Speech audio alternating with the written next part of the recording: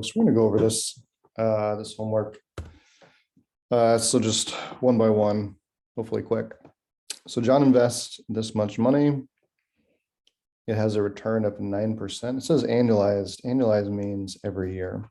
It does nothing else. In 30 years, how much will his initial investment be worth?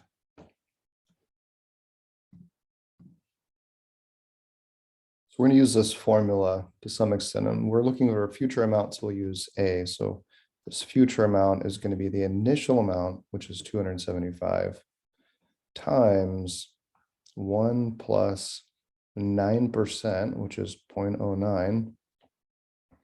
And since we're dividing it by 1, right, because that's the number of times it's compounded per year, it's annualized, we don't really need to write 0.09 over 1.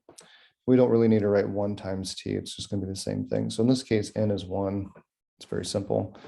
And then it says in 30 years. So we're literally just doing this calculation. 275 times 1.09 raised to the 30th power. You can use any software for this, any graphing calculator, whatever. And so I've used Desmos, right? So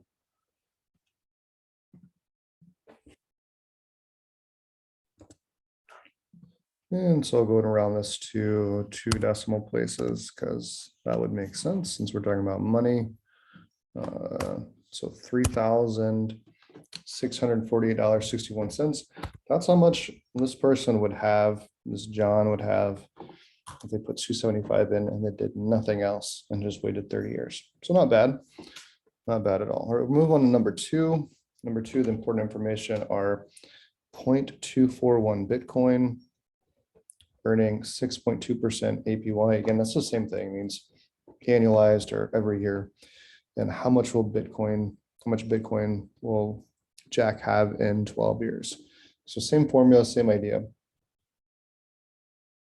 Looking for a future amount, so 0.241 is the initial amount, 1 plus 6.2%, which would be 0.062, and we're raising that to the 12th power. So 0.241, 1.062 to the 12th.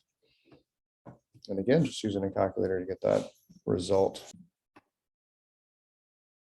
And you can see that in 12 years, this person will have almost half of a Bitcoin.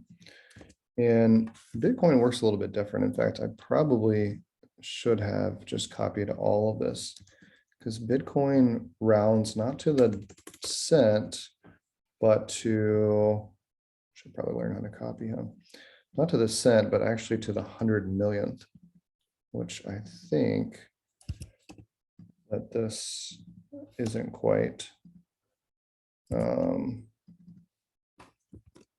100 millionth place. It might be.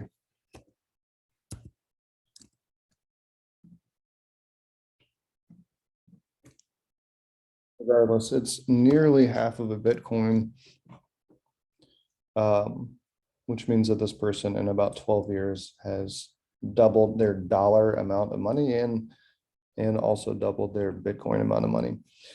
Number 3, it says inflation eats away buying power, right? That means it's getting less valuable at 2.5% per year, again, annually. How much buying power does 100,000 have in 25 years? Same formula. We're starting with the initial amount of $100,000.